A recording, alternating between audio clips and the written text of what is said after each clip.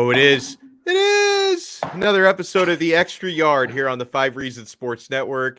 Alex Donno alongside former Miami Dolphin Troy Stradford. Troy, crying towel week once again. We've been doing these all regular season long, and I can't even remember the last time the Dolphins won a game. But how are you? What a difference from the first 3 games to the last 3 games, right?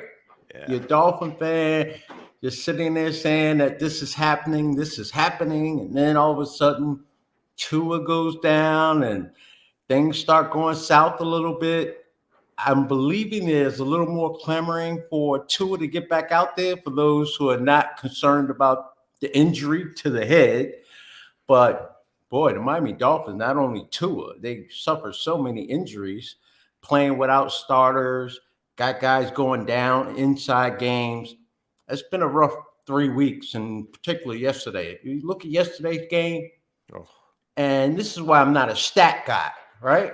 You look at the stats and you say the Miami Dolphins spanked it. Like, Miami Dolphins put up some impressive numbers that were out there, but just like the Miami Dolphins have been winning the first 3 games by making big plays, those big plays were made against the Miami Dolphins yesterday.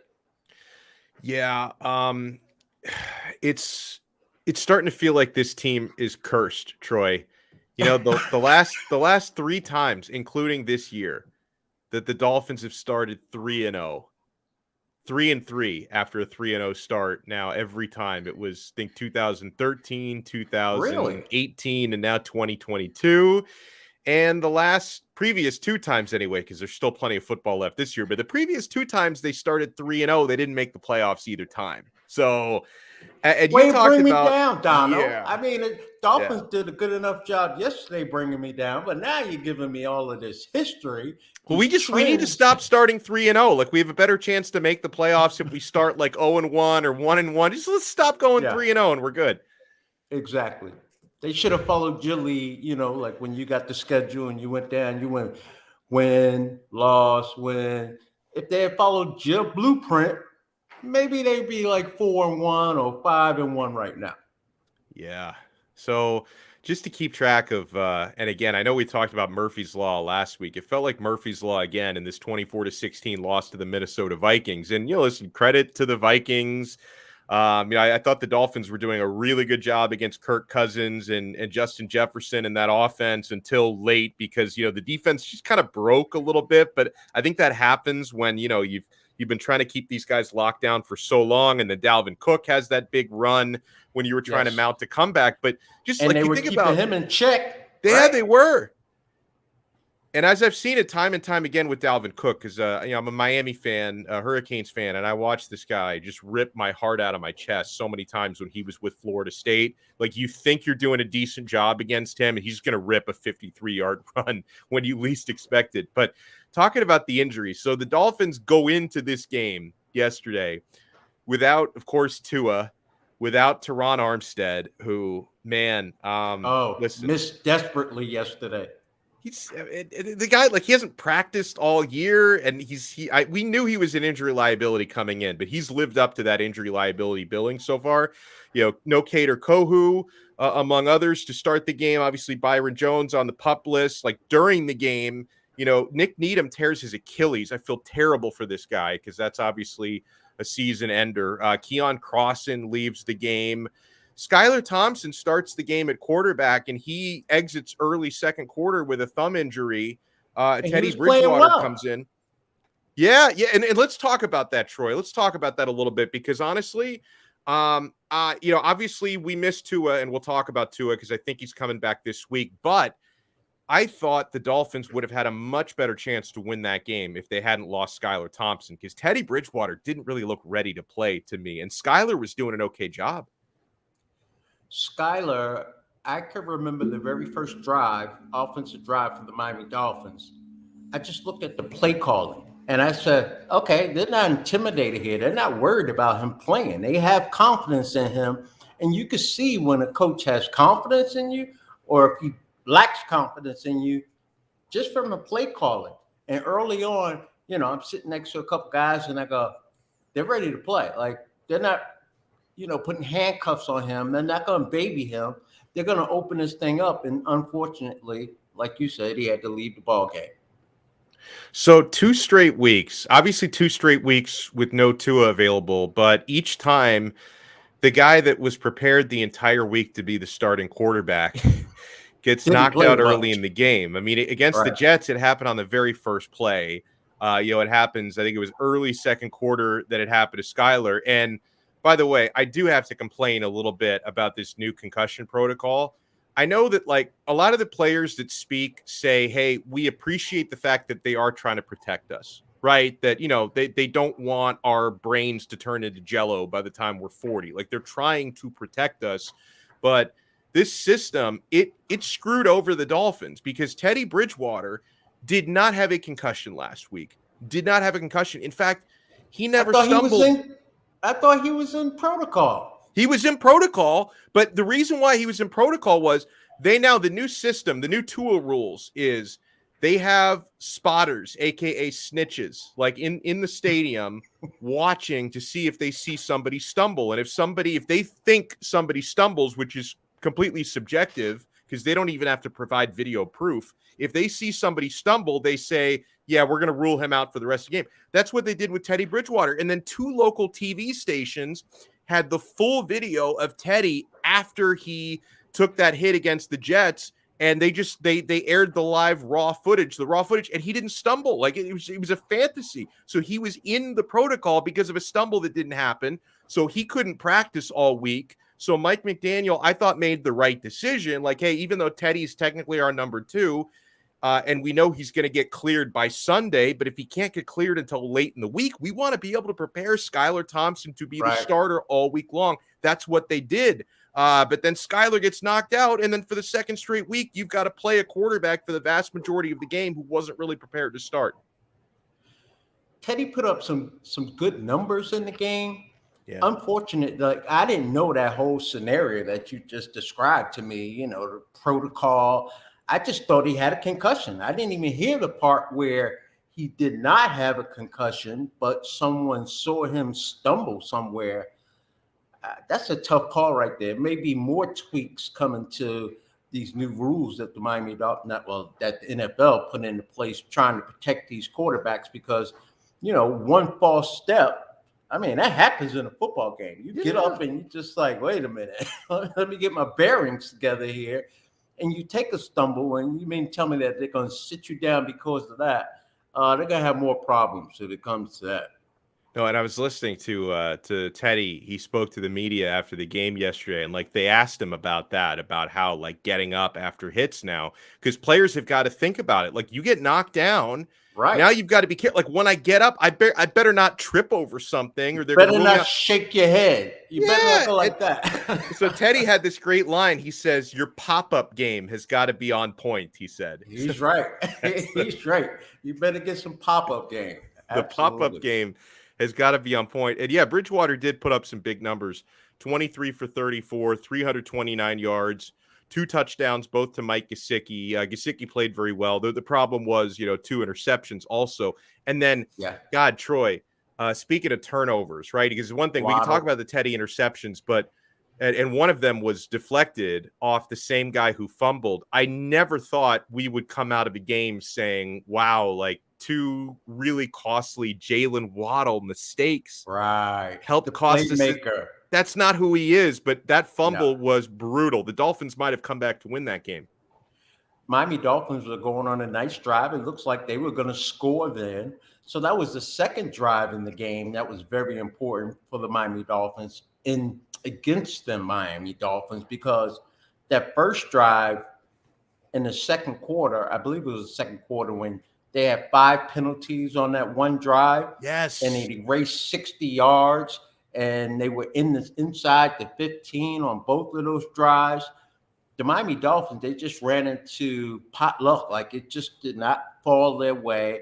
And then back to Waddle, the playmaker. That's all we see him do is make plays.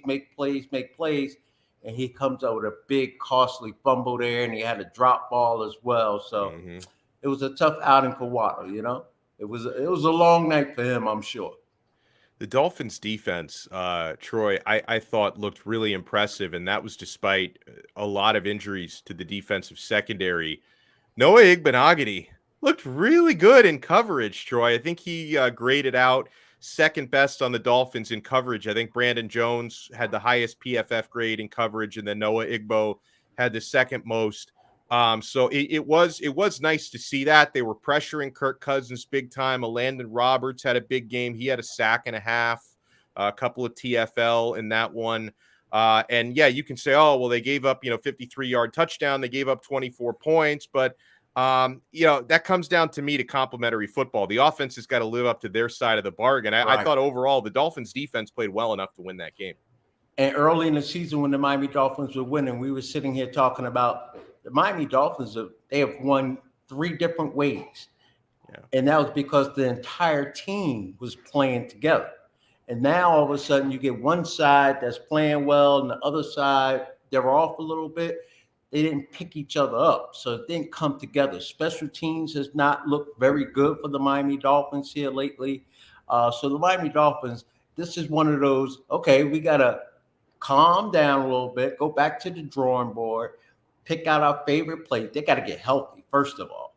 But I don't want to use that as an excuse, but you could definitely sit there and say the Miami Dolphins, obviously not at full strength, but they just got to slow it down, start it all over, and start games fast once again. I thought they came out ready to play against Minnesota. I just think so many big plays happen. Not so many, but big plays happened that just kind of took the sail out of them, and they just couldn't recover from it.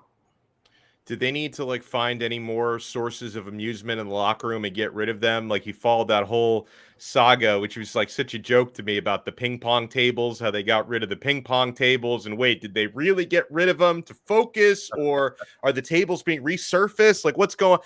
I mean, you were in NFL locker rooms, Troy. I mean, all that, if you talk about getting rid of recreational materials, that's just all optics, right? You do that just for the media, for the narrative. Well, you go around today's facilities, and they are built and designed to keep you there, make you comfortable. You don't want to leave. Whatever you want, video games, ping pong tables, pool tables, whatever it is that the players want and that the coaches believe will keep those guys engaged in the building, as opposed to as soon as practice is over, everyone's jumping in their car and they're hitting, the exit. So the Miami Dolphins, I don't know if I'm not a big fan of that. If you like to play ping pong or whatever it is, go play it. That's one of the few sports that I'm decent at. If you call it a sport, ping pong. I'm decent at ping pong. You got good backhand, curve? Oh, good backhand, good forehand, good hands. Okay. Period. All right. Can you play tennis? No. I mean, not well. I mean, I have played tennis, but I'm much better because ping pong, it's a lot more stationary, right? It's the fast twitch brain muscles versus the actual lateral movement. I'm much better with that. I was on the tour once, and I went over to. No, I'm only joking. I'm only joking. I was not on the ping pong tour. Oh man, I'm talking to Forrest Gump over here with this professional ping pong. So, we are expecting this coming weekend, and the Dolphins have a primetime game this Sunday against the Pittsburgh Steelers, who are not your granddaddy's Steelers. But big win yesterday. That was a big win yesterday. They got momentum. We don't have any momentum. But maybe we'll have some momentum because it looks like Tua Tagovailoa is going to be back as the Dolphins starting quarterback, Troy. I have some concerns in the standpoint of it's been a while since we've seen Tua. And of course, the last time we saw him was one of the most frightening scenes, probably the most frightening injury scene of the football season so far. And the Dolphins' offensive line has been in rough shape. I hope Tua's return coincides with a Teron Armstead return. So every time Uno drops back to pass, I'm going to be holding my breath, Troy, because I'm worried because I'm no doctor, but I've always been told suffering concussions makes you more susceptible to future concussions. It's going to be a while before I get used to watching Tua drop back again. What I see happening is a game plan where they're going to get that ball out of his hand as fast as they can. So whereas we see short passes a number of times, the Miami Dolphins, they will have to carefully pick and choose, and I'm talking about two in particular. Mm-hmm. They have to pick and choose when they're going to extend or try to extend that defense. Because if I'm the Steelers going up against the Miami Dolphins this week, and remember, we got an old coach that's coming down here, knows the Miami Dolphins pretty well, even though the offense is different. He's going to come down here and say, if I'm thinking about this, I'm sure he's thinking about this. He's going to sit there and say, they're going to try and get the ball out of his hands fast. They're going to try and go like this. So we're going to tighten up a little bit. We're going to try and get to the quarterback because Tua does not want to take any hits. And if Tua is smart, I told you before we start the show, Tua has to get that mentality that I can't win on this play. I'm not going to extend this play. I'm going to line up the very next play and try and beat you on that play. And when you get that mindset, you don't have to take these hits. Now, sometimes they're just unavoidable. You know, they bring the house or whatever, someone comes clean, and it's unavoidable. But do not allow it to be your fault that you're taking a hit because you're trying to wait one more second for that wide receiver to come open. You just got to line up the next play. You just have to. And the running game has to work this week. Well, I want to get to the running game, but first, let's talk about holding on to the football too long. Bridgewater was doing that yesterday. I mean, that was driving me crazy. Like, just get rid of it. If no one's open, throw it away, live to fight another play. Like, the Dolphins took a lot of sacks. They took some unnecessary sacks. I'm a little bit disappointed in Teddy, right? And I guess, okay, maybe I hear it in your voice. I know. I mean, maybe I should give him like a half a hall pass because, he couldn't practice for most of the week. So maybe I should give him a half a hall pass. But at the same time, this guy, he's been in the league for so long, right? If you were talking about a rookie backup, like, okay, so last week, Skylar had to do the reverse of what he did yesterday. Last week, Skylar was called upon on a second's notice because Teddy gets knocked out of the game, and he looked like a 7th-round rookie. You expect that from a rookie who you drafted in the 7th round. Correct. So Teddy Bridgewater's in that situation. He has to come in on a second's notice. He didn't really look prepared to play to me, Troy. I'm disappointed. We're very hard on quarterbacks, especially when they're not performing well. But from a quarterback's perspective, he's sitting there and he's seeing that wide receiver is about to come open. He's sitting there saying, I can hang in here one more second and I could get it to him because I see he's about to create some separation. And sometimes that's your downfall. All of a sudden that tackle, he can't hold his block any longer, or the blitz is finally catching up to you. You just got to get rid of that thing. Again, you just got to have that mentality. Is like, okay, I'm not going to win on this play, but I'm going to try and win on the next play. I used to laugh at Marino all the time. Whenever he threw an interception, I think I told us, but whenever he threw an interception, we would joke with him in the locker room watching film study or whatever. And it's like, damn, why didn't you go make a tackle? He's like, they don't pay me to tackle. I'll get him the next play. I'll get it back. And that was his mentality. He's like, okay, I messed up, but I'm coming right back at you. And that's the mentality that the Miami Dolphins, in particular with that offensive line and the injuries that they've been suffering, they have to play that way so that they could finish a football game and not take unnecessary punishment.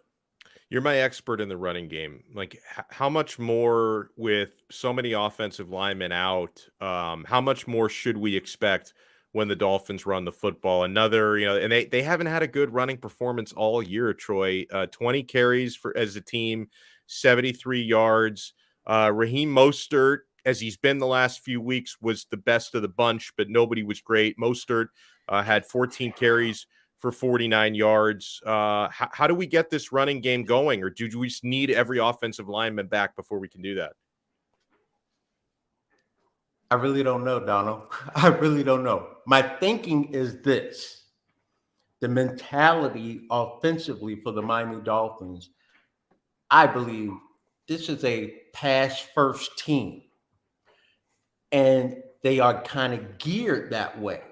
Yeah. And now they may have to change a little bit and put their foot on the pedal and say, hey, we're coming off the ball this week, and we're going to start driving some people out of the way because we have to get the running game going. It's a mentality thing.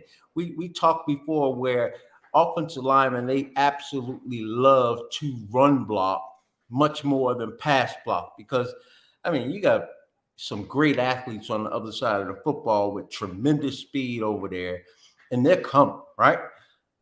When you are running the football, you are dictating the tone of the football game. Now, the answer is you have to be successful. Like, you can't just run the ball, just to run the ball, get 2 yards. You have to make a commitment to it that, okay, we're going to take these 5-7 plays, right? And we are going to run these plays to death. And all you have to do is come off the ball, create a seam, and let the running back do his work. So I just think it has to change a little bit, just the thinking of the approach in this football game. You know, Pittsburgh, the defense is not what it used to be. They've had some injuries as well, but you could bet they're going to be ready to play against the Miami Dolphins coming down here. It's going to be a hot day for them as well. So hopefully that will play a little bit of a role in this game as well. So it's just interesting, but I just think it's a mindset when it comes to the offensive linemen because they're struggling pass block. They're just struggling. They're not blocking anyone.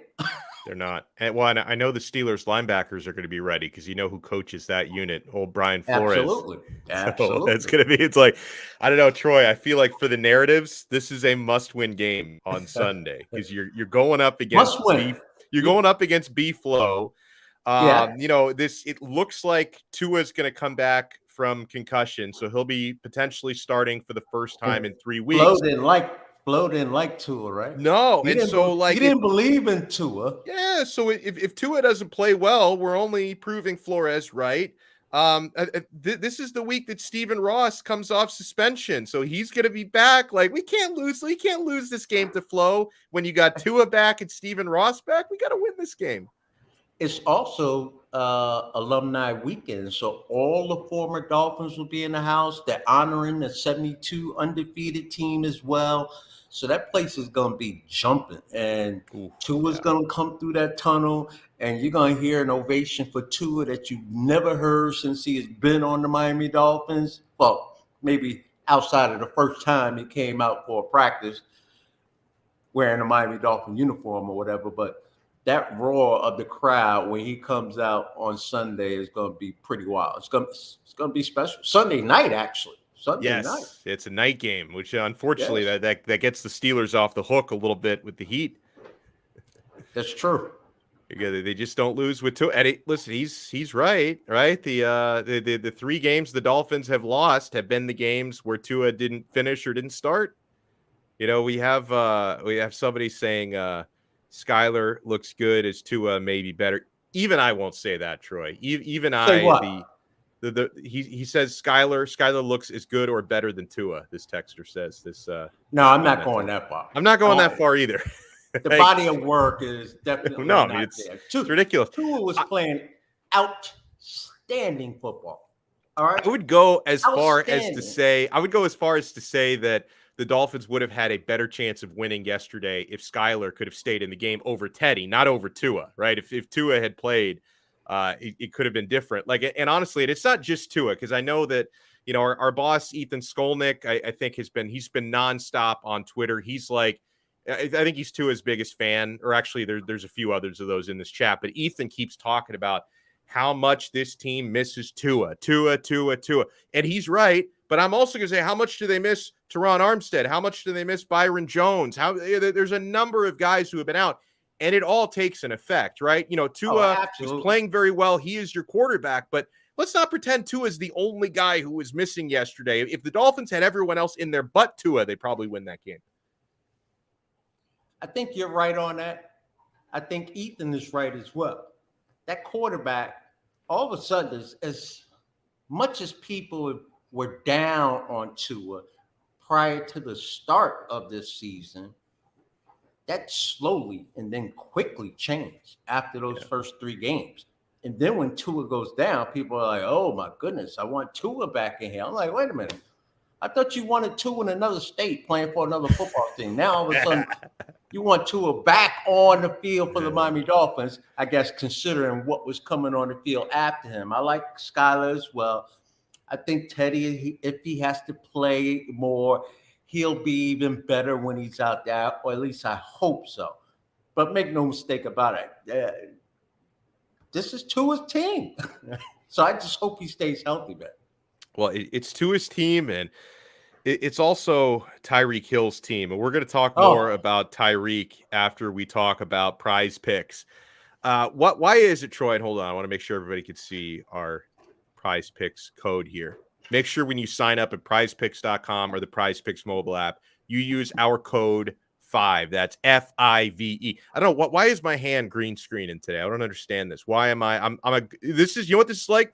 You ever seen the movie Back to the Future when Marty McFly starts to disappear because he's got to get his parents together in 1955? The movie. I don't remember the scene. I do remember though.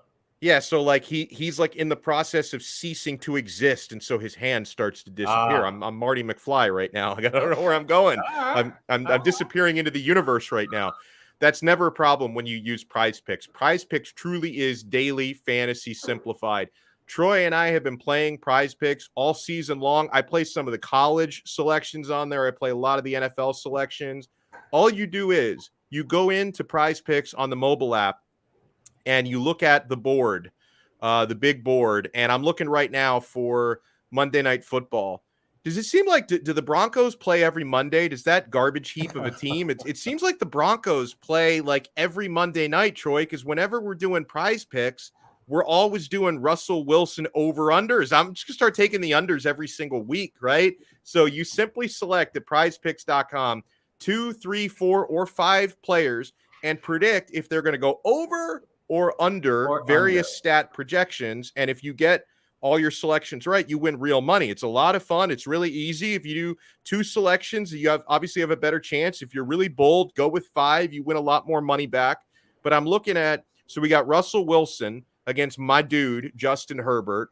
The number for Russell Wilson, Troy, over or under 230.5 passing yards. Ooh, I'm smashing the under just out of principle. That is low. He's stealing money. 5. Wow. So you're saying under 235? Under 230.5. He's a bum. He's finished. I'm going under. Now, that being said, watch Russell Wilson come out here and have one of those old Russell Wilson games. This is a divisional game. I'm sure they will not throw up a stinker like they did last week. Yeah, I think they scored 3 points, 6 points, or 9 points. One of those. Terrible. He didn't have any touchdown passes. I'm gonna say over. You're gonna say over. over. I'm gonna say over. Okay. Yeah. I kind of agree with my man Devin down here. I can't watch another Broncos game, he says. Honestly, Troy, I worked late last night. I haven't watched Sunday night's episode of House of the Dragon. I might just do that tonight and just if anything good happens on Monday night. Well, actually, you know what? I got to watch because I love Justin Herbert, so I will watch tonight. I think I'm going to watch, I hate to say it, but I think I'm going to watch the Yankee game. Yeah, I'm a Met fan. See, I forgot that baseball even exists, and it's the playoffs, and I still don't care. Yeah. I still don't care. Yeah. By the way, look at my guy. I can't watch the Broncos either. I can't watch him either. I know why Alfredo's going to be watching. He says, what is the over-under on back-breaking, game-losing pick sixes for Justin Herbert? How dare you? That's one thing. Alf, if you want to prop up Tua with your propaganda, which is, you know what? I'm a Tua guy now. I've loved you all along. It was just tough love. It's one thing to prop up Tua. You start coming at me with Justin Herbert slander, the man coached by my GOAT, Mario Cristobal. You cannot come at me with this Justin Herbert slander. He's going to have this guy will throw 6 touchdowns tonight, and then he'll throw 1 pick, and I'll see Alfredo on Twitter like, oh, that was a terrible pick again by Justin Herbert. I know what's going to happen. He does have a little bit of a knack for that. He does. Making that one play that kind of cost them. And I mean, they come at some crucial moments. Usually crunch time.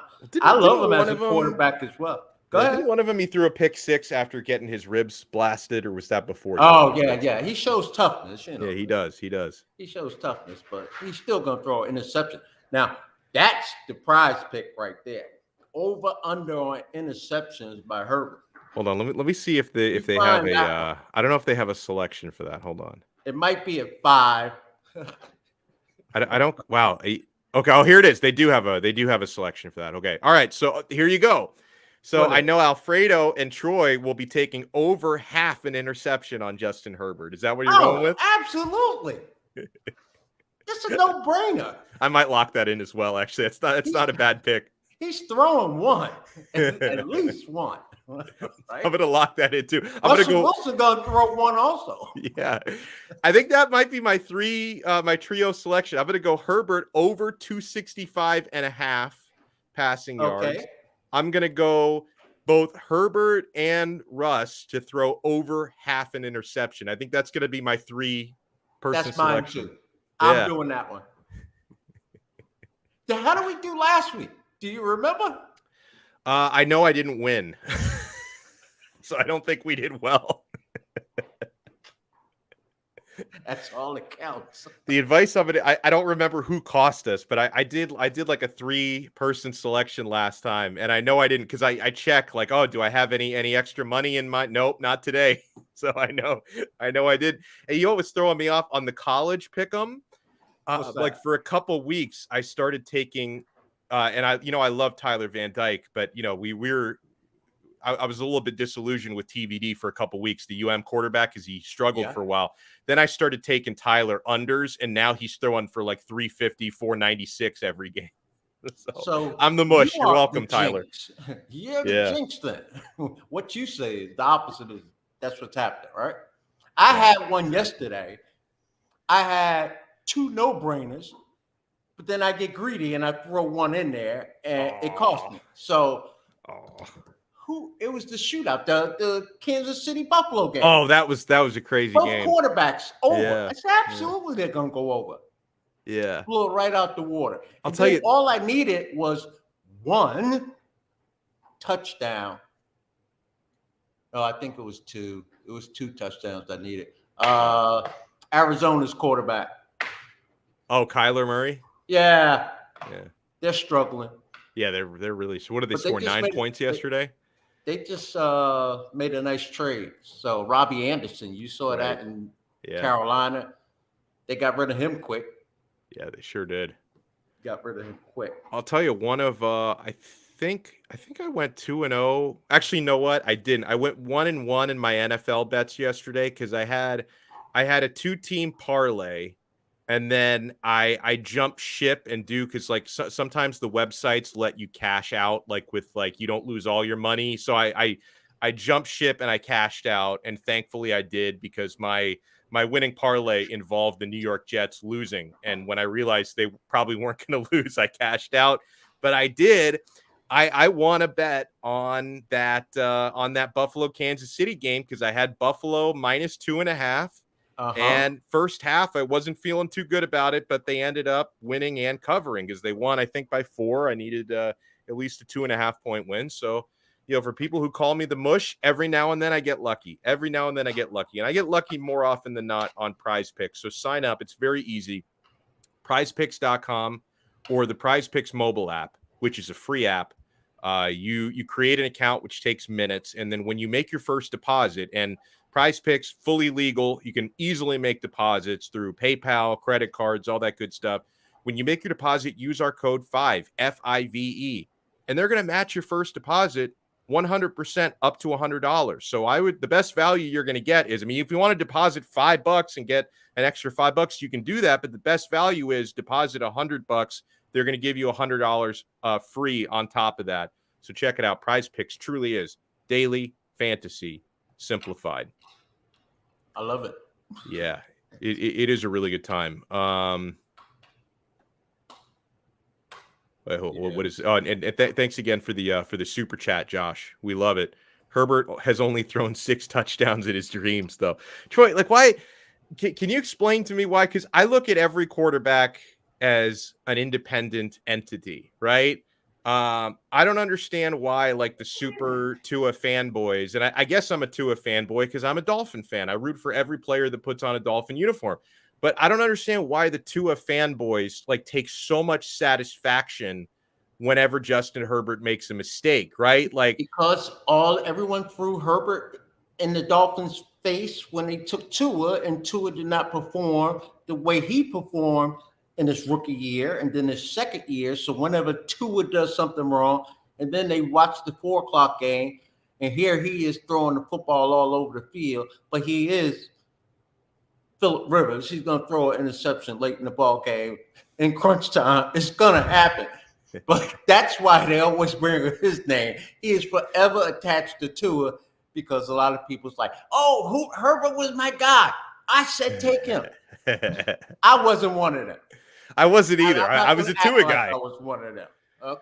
Yeah, I was definitely a Tua guy. Although I should have known because, like, I think it was 3 years ago at Pac. I covered Pac-12 media days, and I got to have a one-on-one, face-to-face conversation with Justin Herbert. The guy's a giant. I should have realized that day he's a stud.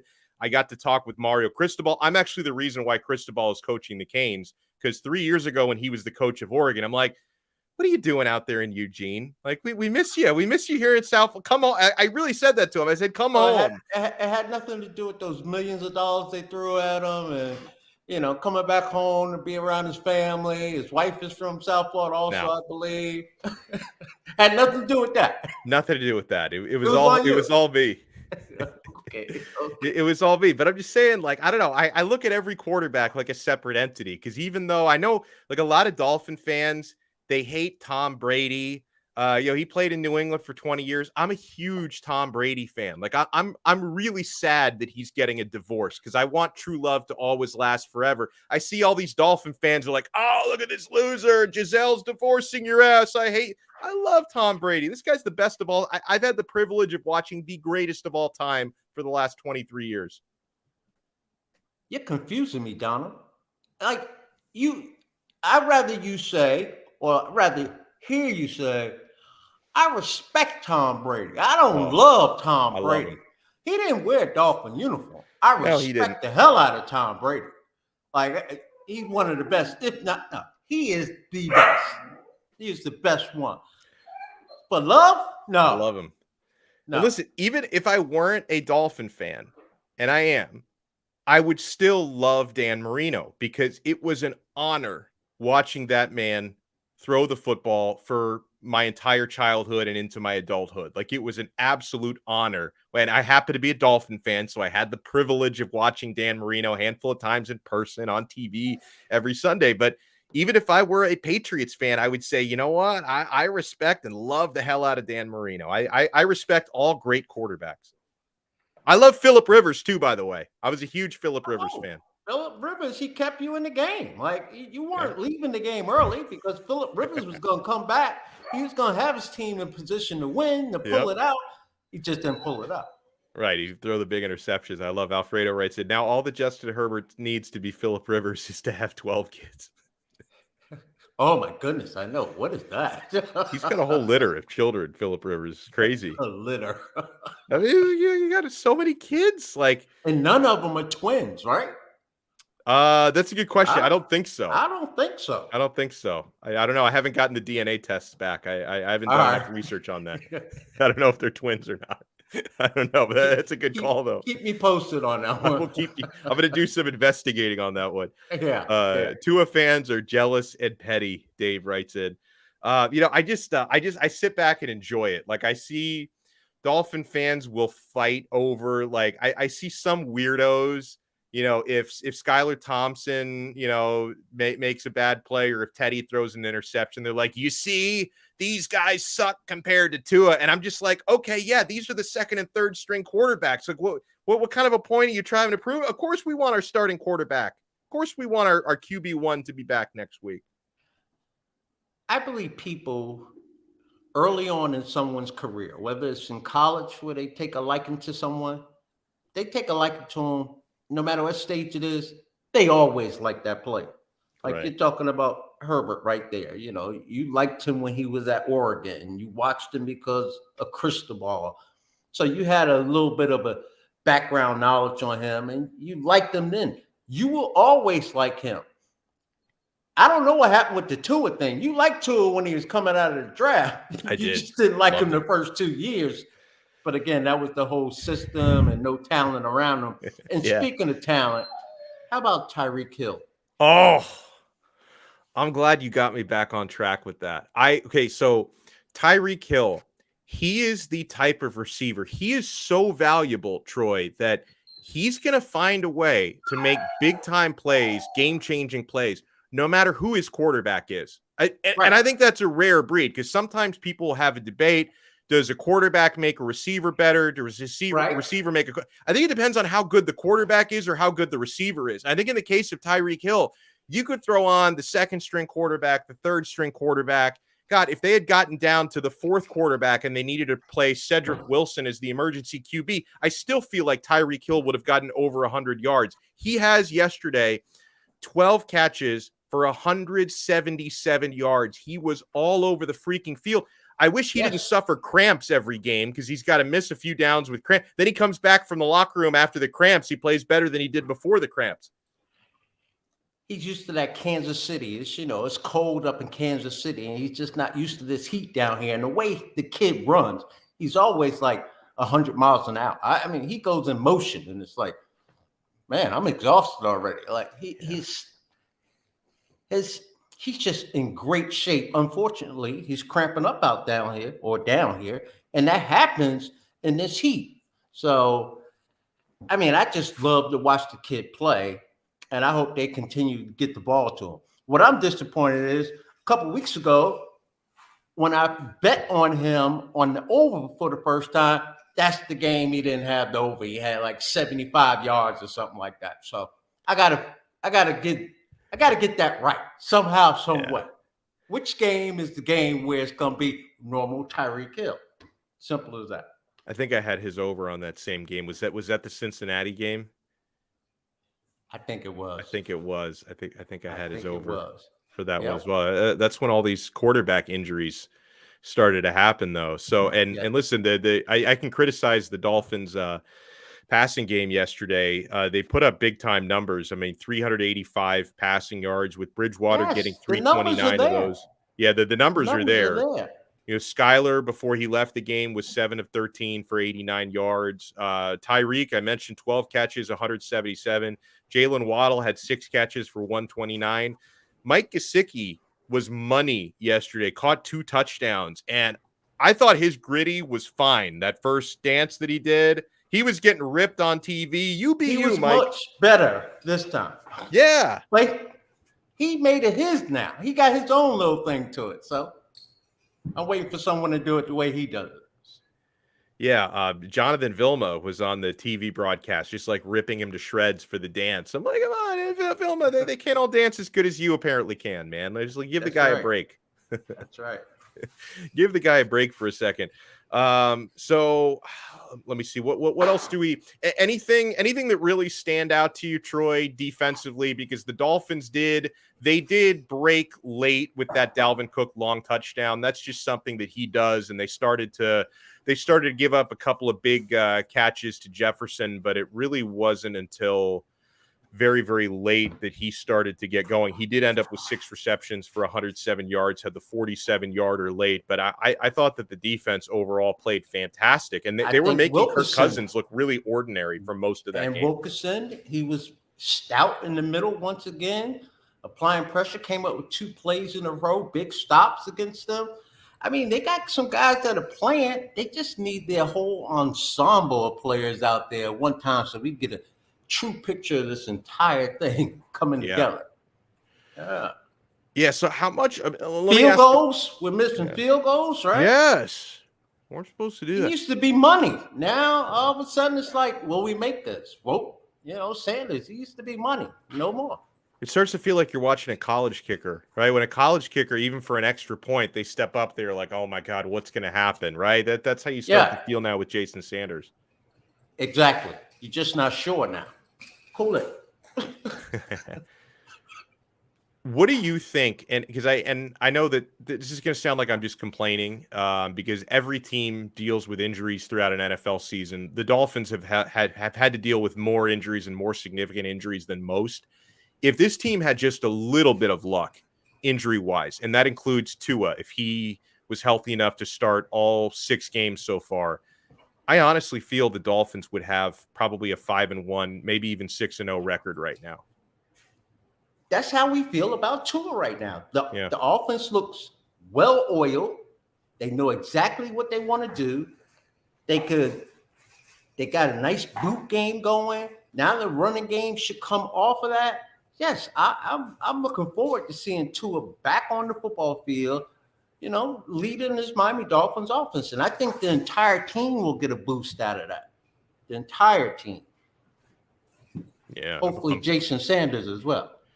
Yeah, hopefully. Let me read some comments coming in from the people. And make sure you guys, if you're on here right now watching us live at 3:45, you can always hit us up on the live chat. It's free. If you do want to leave us something in the super chat, that's greatly appreciated. You don't have to. It's not mandatory. You can chat for free to your heart's content. Hey, time out. Stop. Doing some discipline over there. Troy is laying down the law. Oh, yeah, 49ers as well. That's another one with the injury bug. I did say that the Dolphins have had worse injury luck than most, but Tang Yang points out the 49ers would like to say something about, is it Mike McDaniel's fault? Because the team that he just left and the team that he now coaches are ravaged by injuries. Is he the common denominator there? Does he work his guys too hard? Oh, no, he doesn't work them too hard. No, they don't allow them to work them too hard. I tell you, you can point at one thing. You could always point at, and I'm not doing that, but when you have a number of injuries, in particular in one position, like the DB position for the Miami Dolphins is almost decimated right now. You got to look at certain things when it comes to how you got them ready to go. And I'm going all the way back to the offseason, preseason, all of that stuff. Sometimes you got to do a little tweaking here or there because injuries are just injuries. But when you get pulled muscles and things of that nature, that's when you got to start, digging deep and saying, are we doing something wrong here? Are we doing something right here? Right. Have you ever, and I ask you this question, it could pertain to the Dolphins. It could also pertain to my Hurricanes who have suffered a lot of injuries. I've had some people who have started to flood my comments trying to blame strength and conditioning coaches, right?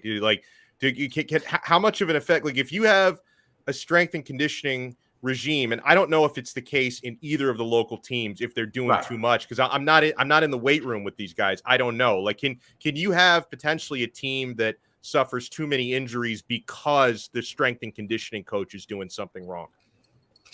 You absolutely can have that. You have to change some things around to make sure that, and I don't know what it is. I really don't. But there could be a definite connection when it comes to that.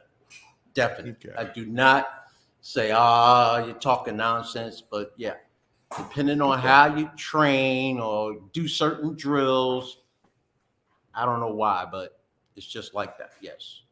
Yeah, no doubt. Hello to Devin. I think maybe a handful of the people playing offensive line would deserve to be benched if they even had enough depth to do that. Thanks to AR. How do you guys feel about the team using a faster tempo? I've noticed that we seem to play better with whomever is quarterbacking with the faster pace. It definitely, like Troy, it looked like the first handful of games with Tua out there, they were able to develop more of a rhythm. How much does the tempo come strictly from play calling? Because you also have to execute in order for there to be tempo. It does, but if you look at how Tua plays, he's a rhythm quarterback. Yeah, he is. And so everything just seems like it's just flowing, like it just goes. And now you change things and it wasn't. Now with Skylar yesterday to start that game, dude, no. With Skylar to start that game, I go back to the play calling early on in that football game. I thought it was more Tua-like. They had him out on the corner a little bit. It was just more flow to what was going on in the football game. It was tempo, it was flow. We know what we want to do. and everyone was on the same page. Yeah. So we got to get that back, and hopefully we'll get that back with Tua. We do. And hello to B Smokey. You are not wrong about injuries. Hello to Indade. Dolphins will come on strong in the back half of the season. Yeah, it's been so weird, Troy, because if you had told us before the season began that they were going to be 3-3 after 6 weeks, we'd say that sounds about right. But you'd figure, you know, three of the losses would probably a different way.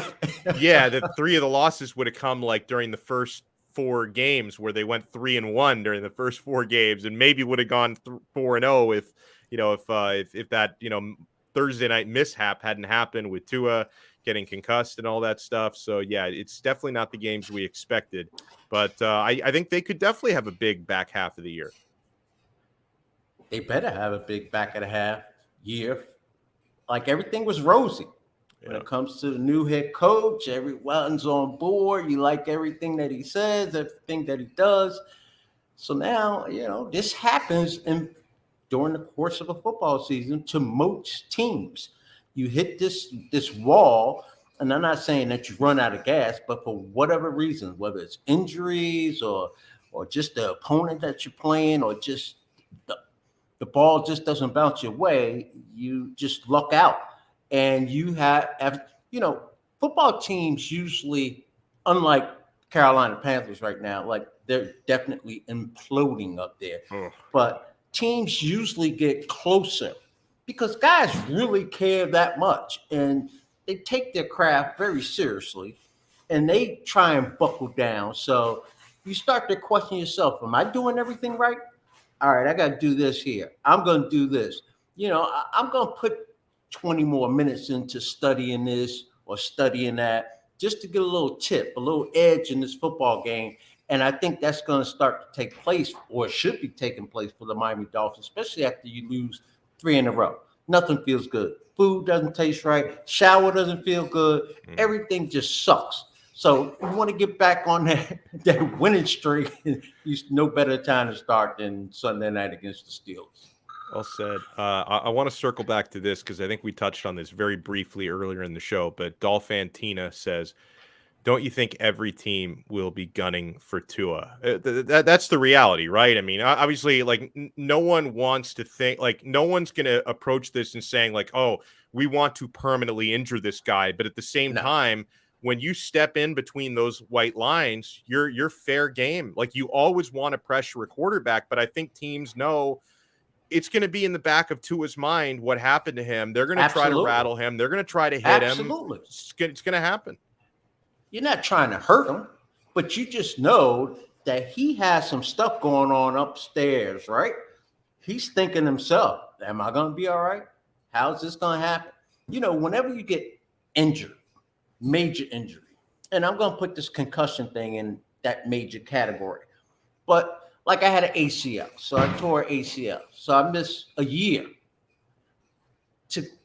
After that year, when got back to the first practice, they don't let anyone hit you or anything. I'm sitting there saying, I can't wait to get hit. Just someone hit me. Like I need to know that I'm not going to break, that I'm going to be able to get off the ground and walk back to the huddle and run another play. And so Tua is sitting there with that question mark in his head saying, okay, am I all right? Am I going to be all right? I know he doesn't want to get hit like I wanted to get hit, different positions. But Tua, if I'm a defense coordinator playing against him, I'm definitely crowding the line. I'm going to make this guy think way more than he has normally been thinking, like in the first 3 games of the season prior to the injury. Tang Yang asks, is Tua 1 concussion away from being out for the season? I think every concussion is different. Every person is different. I would say though, Troy, and again, like I can't speak on this medically because no 2 concussions were created equal. I will say that, God forbid, if Tua suffers another concussion, I don't think the angry Twitter mob would ever let him play again. Like you may have to shut him down for the year because the NFL would be so afraid of the optics. Right. I think if he suffers one more, he is done for the rest of the year. Yeah. And possibly longer. Because It's not like you could test it out. Yeah. You know, the ACL, you could test it out. I'm up there lifting weights. I see the strength is back. My speed is back. A concussion, how do you test that? You can't. What are you going to put them in some boxing training class and take a couple of punches? Like, you can't test it. So this is this is uncharted here. Yeah. We have no idea how to deal with this. Yeah, so we're all learning on the fly. The NFL's learning on the fly. I want to send a huge shout out and thank you to everybody who's taken time out of your day to watch and listen to Troy and me on the Extra Yard. Guys, make sure you subscribe to our audio podcast. Subscribe to 3 Yards Per Carry. You probably do already. That's where our audio feed gets dropped. We're a sister show to 3 Yards Per Carry. You already know Alfredo, Simon, and Chris do an unbelievable job. It is the best Miami Dolphins podcast, and I think the numbers back that up. I think it is the top podcast in the world covering Miami Dolphins football. They are gracious enough to share their feed with us. So if you haven't subscribed yet to 3 Yards Per Carry, make sure you do that. If you haven't subscribed yet to 5 Reasons Sports on YouTube, make sure you do that as well and hit the thumbs up button on this video if you're watching us. Troy, can't thank you enough, sir. And let's hope we've got a happier result to talk about next Monday. Yeah, we got to change this vibe. We got to get back in the win column, baby. Yeah, and get back in the Tua column. Let's see Tua go out there, throw for 4 touchdowns right down Brian Flores' throat, just destroy that B-flow linebacking core, and then let's have some happy conversations next week. I will see you. I'm in on that. Second it. I love it. Great stuff there from Troy Stradford. Huge shout out to everybody who joined us and partook in the live chat. Thanks again to Josh for leaving us a super chat. Can't thank you enough for that. We will talk to everybody again next Monday on another episode of The Extra Yard, part of the 5 Reasons Sports Network. See ya.